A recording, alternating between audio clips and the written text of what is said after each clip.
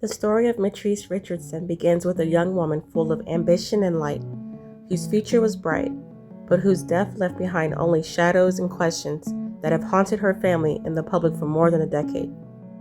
Her case has become one of the most chilling examples of what can happen when institutions designed to protect people instead abandon them in their most vulnerable moments.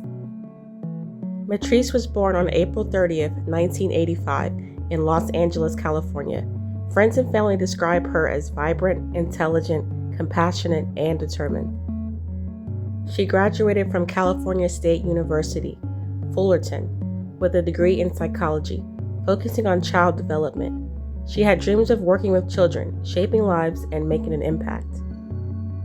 But beneath the surface, there were signs of personal struggles. Those close to her later revealed that in weeks leading up to her disappearance, Mitrice had been acting strangely, speaking in riddles, and posting cryptic messages online. Her mother worried she was experiencing a mental health crisis.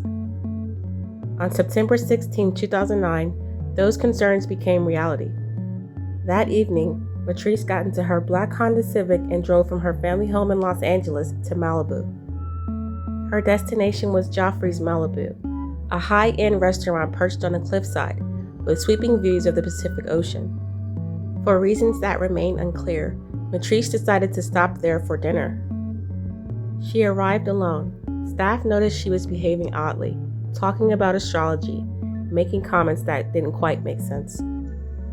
At one point, she joined a table of strangers and began talking with them in a way that left people unsettled. Eventually, she finished her meal, but when the check came, she admitted she could not pay the $89 bill. Restaurant employees called the sheriff's department. Deputies from Lost Hills Station, about 15 miles inland, arrived to handle the situation. They searched Mitrice's car and found a small amount of marijuana, less than an ounce. This became another reason to take her into custody. Instead of working with her family to ensure she had a safe way home, deputies arrested her for defrauding an innkeeper and possession of marijuana. Her car was towed, leaving her stranded without transportation. Her purse, phone, and money were all locked inside the impounded vehicle. At the Lost Hills Sheriff's Station, deputies booked her, fingerprinted her, and processed the charges. Her mother, Mitrice Sutton, called the station and specifically asked deputies not to release Mitrice during the night. Mitrice explained that her daughter was acting strangely, that she was worried about her mental health, and that she had no car or phone. Deputies assured her Mitrice would be safe. But just after midnight, around 12:15 a.m. on September 17th, Mitrice Richardson was released from the Lost Hills station. She walked out into the darkness with no phone, no wallet, no car, and no way to contact anyone. Deputies claimed she was coherent, stable, and posed no threat to herself. But her family saw it differently. They believed the sheriff's department abandoned her in a moment of crisis, violating its responsibility to protect her.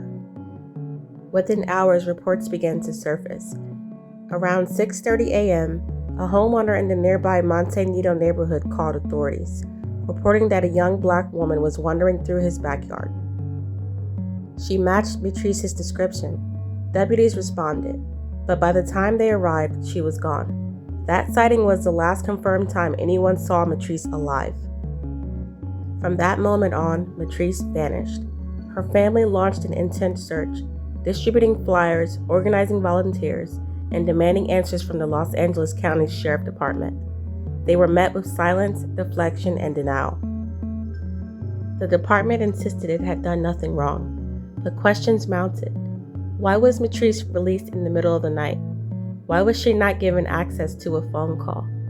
Why was she taken 15 miles inland from Malibu instead of being allowed to stay where her car was towed? Her case began to attract media attention, particularly because of the inconsistencies in the sheriff's department's responses. At times, they denied she had been acting erratically.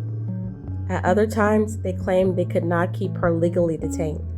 But her family pointed out that the department had the authority to place her on a 5150 psychiatric hold if she was considered a danger to herself. Deputies refused to do so. Months passed. No sign of Mitrice.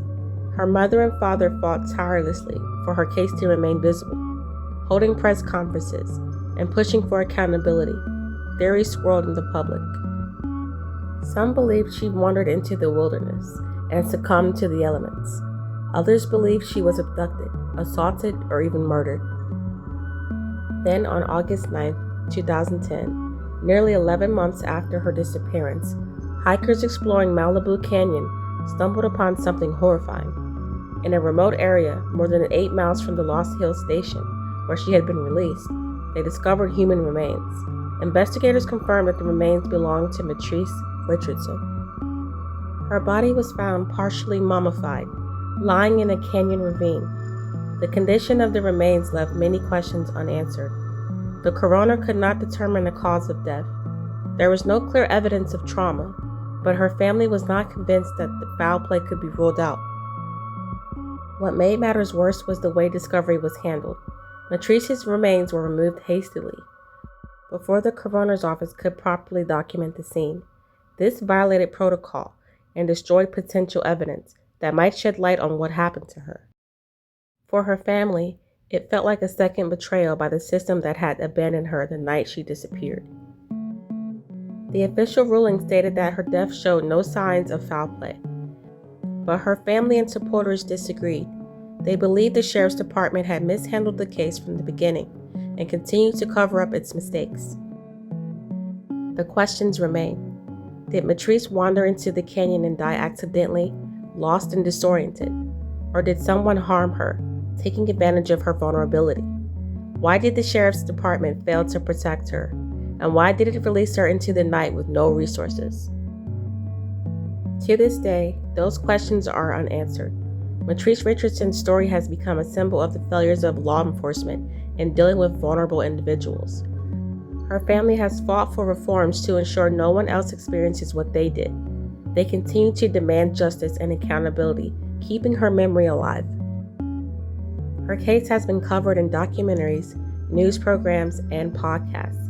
Each time, it reignites the same frustration. How could this have been allowed to happen? How could a young woman in crisis be treated with so little care? For the public, Mitrice's name is now a reminder that behind statistics and headlines are real lives. And when those lives are neglected, families are left with grief that never ends. 15 years later, her story still resonates. It is a call to pay attention, to demand answers, and to remember the life behind the mystery. Mitrice Richardson should have been safe. She should have had the chance to live out her dreams. Instead, her story became another case study in negligence, a tragedy with questions that still demand answers. If you believe Mitrice Richardson's story deserves justice, do not let her name fade. Subscribe to Midnight Verdict for true crime cases that must be heard. Share this story, comment your thoughts, and let's keep the pressure alive for answers that her family has fought for over a decade.